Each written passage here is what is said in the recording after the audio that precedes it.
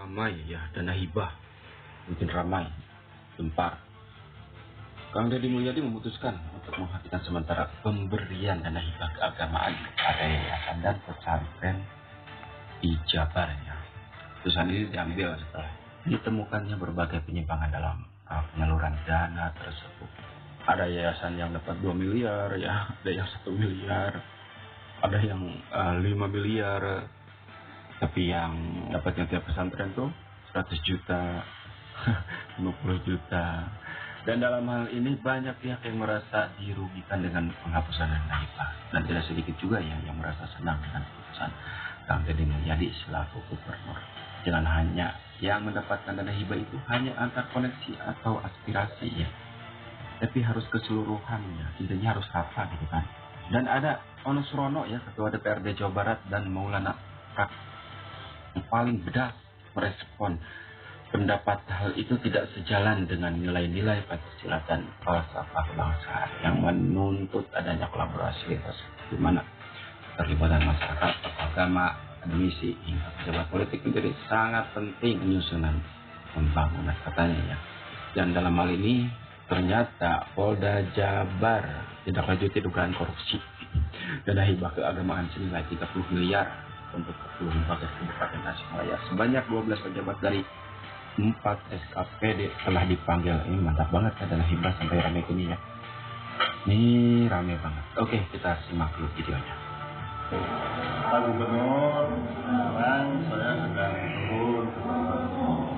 Ternyata masih banyak dari masyarakat kita yang menghendaki adanya bantuan untuk masjid. Jadi mohon kiranya bantuan hibah untuk masjid dibuka kembali. Iya. Dengan apapun syaratnya. Yang jelas bahwasanya masyarakat kita memang betul memiliki keinginan untuk proaktif terhadap pembangunan Jawa Barat, termasuk juga di sektor bidang agama. Ini salah satu bukti. Oke, jadi saya berharap betul bahwasanya Provinsi Jawa Barat untuk ke depan ini lebih baik lagi dibandingkan dengan periode kemarin.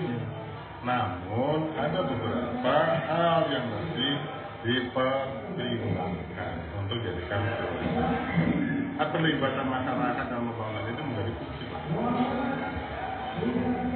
Keaktifan masyarakat dalam pembangunan itu akan menentukan arah kemajuan dari daerah. Karena mereka akan memiliki rasa yang lebih memilikinya untuk daerahnya sendiri. Jadi saya berharap betul bahwasanya yang berhubungan dengan masyarakat secara langsung ini mendapatkan prioritas dari pemerintah provinsi. Termasuk juga kaitan dengan infrastruktur yang kewenangannya ada di kabupaten kota dan juga desa, apalagi daerah perbatasan di Barat dan Jawa Tengah. Karena ini merupakan daerah etalase. Oke.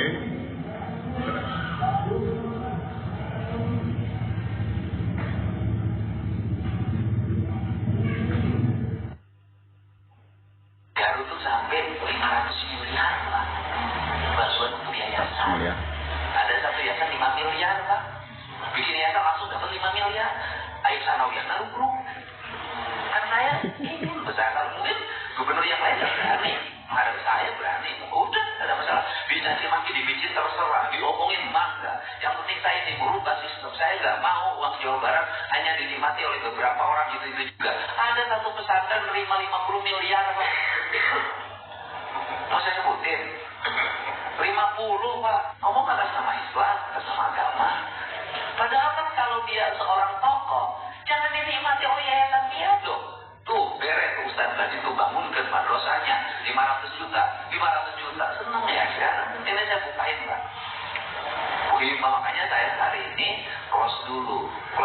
Saya bilang nanti dulu saya nanti nggak mau lagi lewat pendekatan aspirasi. Benar juga ya kata Kang Deddy Mulyadi. Yayasan dapat 50 miliar misalkan.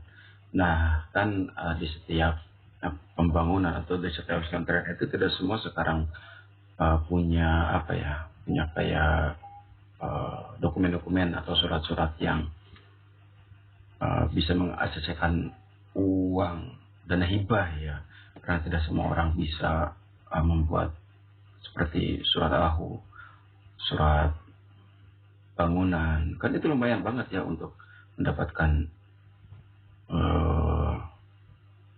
dokumen seperti itu ya.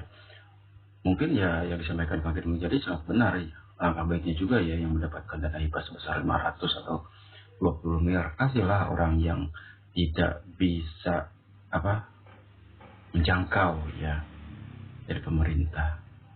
Oke, kita lanjut. Ini ada Ustadz Maulana ya, ketua DPRD, bukan ketua ya, anggota Dewan DPRD dari fraksi PKB. Ini yang pedas banget ya. Saya menggambarkan kondisi Jawa Barat kali ini, khususnya di 2025 ini, yang telah menghapus, meniadakan bantuannya. Sekali lagi, menghapus bantuannya kepada masjid, pesantren, madrasah, majelis taklim, dan apapun itu yang berhubungan dengan keagamaan, khususnya agama Islam. Pemerintah sekarang sepertinya lebih memilih tontonan daripada tuntunan. Tata kelolanya bagaimana? Satu, agar hibah ini tidak jatuh pada pesantren yang itu-itu juga. Yang kedua, tidak jatuh hanya pada yayasan yang memiliki akses politik saja. Kita akan mulai fokus membangunkan madrasah-madrasah, sanawiyah-sanawiyah, pembangunan sarana dan prasarana pendidikan yang di bawah Kemenas. Itu pertimbangannya nanti pertimbangan teknis dan pertimbangan kebutuhan. Bukan pertimbangan politis. Anda kalau dibuka itu malah jadi rame malah. Pada yayasan yang terimanya 2 miliar, 5 miliar, 25 miliar. Ada yang satu lembaga terimanya sudah mencapai angka 50 miliar. Menurut Anda adil nggak? Banyak juga yang menerima bantuan yayasannya bodong. Ini adalah bagian audit kita. Karena ini untuk yayasan-yayasan pendidikan agama, maka prosesnya pun harus beragama.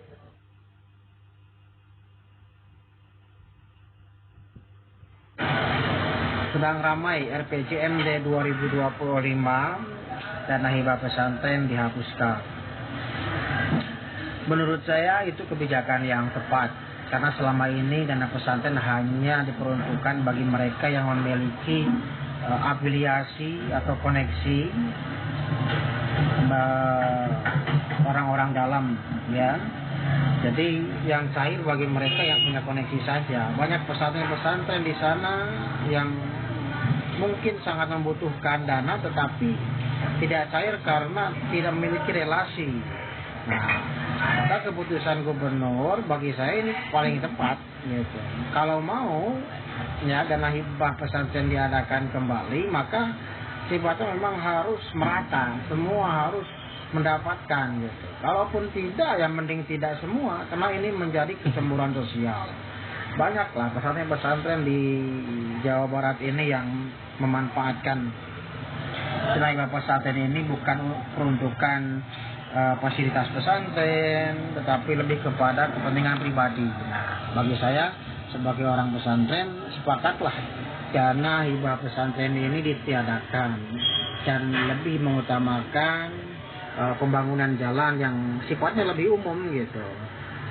Ya, jadi ya ada dua hal yang mungkin bisa menjadi pertimbangan. Kalaupun harus ada, yang pertama, kalaupun harus ada dana hibah pesantren, maka semuanya harus mendapatkan, dan jangan sampai terjadi nepotisme, gitu kan.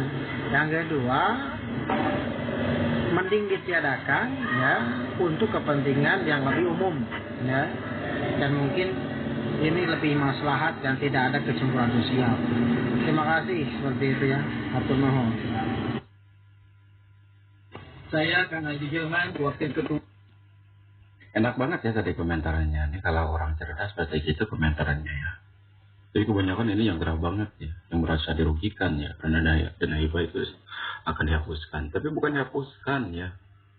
Ini perlu audit dari Kang Deddy Mulyadi. Berapa triliun? Hampir 3 triliun atau per tahunnya. Gede banget. Oke, kita lanjut. Ketua DPRD Kota Tasikmalaya, Kang Haji Ledi, Gubernur Jawa Barat. Hari ini ada kebijakan Akang menghapus dana hibah buat pondok pesantren. Ingatkan, pondok pesantren itu bagian dari lembaga pendidikan. Mereka butuh juga dana operasional. Bukan hanya sekedar santri, di sana juga ada kiai, di sana juga ada kobong, ada masjid yang harus dibangun. Kalaupun memang di Tenggarai ada proses penyelewengan, ada lembaga-lembaga bodong, bukan dengan cara dihapuskan kan, tapi dengan cara pengawasan dan kontrol yang lebih baik dari pemerintah.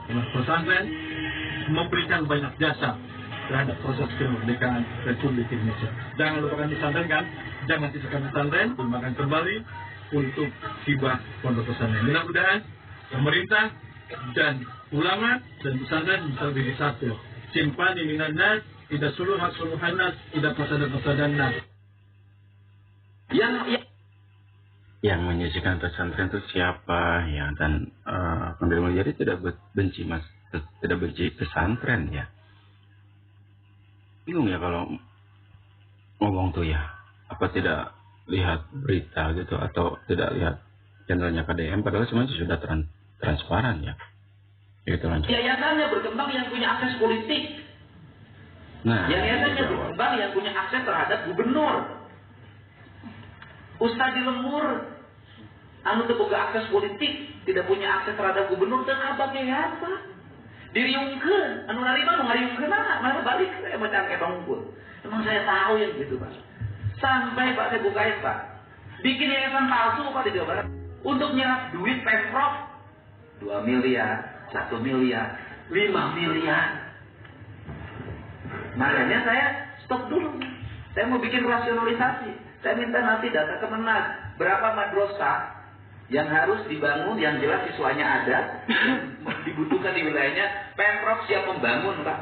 Sudah kita bangun aja nanti. Saya ngumpulin dana dari mana-mana, dari BJB, dari mana-mana, kumpulin. Semua ayo kita bangunin. Gak ada lagi pemilihan sekolah pemerintah daerah, sekolah Kemenak. Gak ada, semua rakyat Indonesia, rakyat Jawa Barat sekolah di situ. Tapi caranya harus benar, lembaga Islam harus halalan thayyiban, harus memberikan contoh. Saya gak mau nanti ada penerima hibah diperiksa. Ajunan Pak, 2 jam, 24 jam. Ajunan ada itu nyamuk. Saya kemarin diskusi dengan teman-teman di PRT. Anda ini terima kasih, itu di stop dulu. Kenapa? Dicari 400 itu tanganan tahuannya kenapa? Kiainya dapat 15 juta, bantuannya 2 miliar. Nah, kan? Udah lah yang nerima teman-teman kita. Nah, saya ini harus itu Pak. Kalau nggak mau itu Pak. Saking pusing karena yayasannya sudah sering dapat. Bikin yayasan baru mau saya buka. Yayasan baru Pak, nggak terverifikasi. Nih yayasan anyar, nampung 2 miliar, nampung 5 miliar. Sudahlah, bukan saya anti agama, bukan. Justru saya ini adalah sikap-sikap yang begini bertentangan dengan agama. Di Garut, itu nyampe berapa Garut tuh? Bantuan ke yayasan? Hampir 300 miliar. 300 miliar. Garut tuh sampai 500 miliar Pak. Bantuan untuk yayasan. Ada satu yayasan 5 miliar Pak. Bikin yayasan langsung dapat 5 miliar. Aisyah Nawiyah ngarung-ngarung. Kan saya ingin besar. Kalau mungkin gubernur yang lain nggak berani. Menghadap saya berani. Udah, nggak ada masalah. Bisa maki dipijit terserah, diomongin mangga. Yang penting saya ini merubah sistem. Saya nggak mau uang Jawa Barat hanya dinikmati oleh beberapa orang itu juga. Ada satu pesantren nerima 50 miliar Pak. Mau saya sebutin? 50 Pak. Ngomong atas nama Islam, atas nama agama.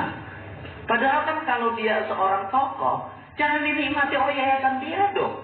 Tuh, beres tuh Ustaz Blazi tuh bangunkan madrasahnya 500 juta. Seneng ya sekarang. Ini saya bukain Pak. Makanya saya hari ini close dulu, saya bilang nanti dulu saya nanti nggak mau lagi lewat pendekatan aspirasi. Saya mau pendekatan program pembangunan Kemenak, nanti bikin data madrasah-madrasah di Jawa Barat, sanawiyah yang kemampuan Kementerian Agama tidak mampu, dan di situ tidak ada SMP, di situ jauh dari SD. Jadi maksud saya gitu loh Pak, harus ada rasional gitu. Ulah rebutan murid, jangan kejadian rebutan murid. Kalau di situ sudah ada SMP, ya sudah harus SMP-nya kembali. Kalau di situ sudah ada sanawiyah, nggak usah bangun SMP. Kalau di situ sudah ada madrasah diniyah ya. Kalau di situ sudah madrasah diniyah, sudah madrasah diniyah itu didorong untuk menjadi madrasah sekolah khatam di situ. Jangan balapan SD di situ. Diurang mah balap kayak sanawiyah di SMP. madrasah dinia dirireun SD, pasea guru nage teu akur. Nah ini kita bikin rasionalisasi karena tujuan kita adalah membuat sekolah ini, tujuan kita anak Jawa Barat sekolah minimal SMA atau madrasah aliyah. Nih benar juga ya kata Kang Deddy Mulyadi. Ini kalian setuju nggak ya? Kalau saya sih setuju ya. Sudah seharusnya dana hibah triliunan dari Pemkab dikasih ke madrasah-madrasah atau pesantren yang benar-benar membutuhkan ya. Dan makanya Kang Deddy Mulyadi di stop dulu ya, bukan dihapuskan tapi di stop ya. Ada tim senyapnya nanti kan. Makanya Kang Deddy Mulyadi menyampaikan di Garut nyampe 500 miliar ke satu yayasan. Nih, kita lanjut. Ini mah kalah sama proposal hibah, Pak. Ada proposal hibah di provinsi 2 tahun 50 miliar. Benar nggak, Bu? Betul.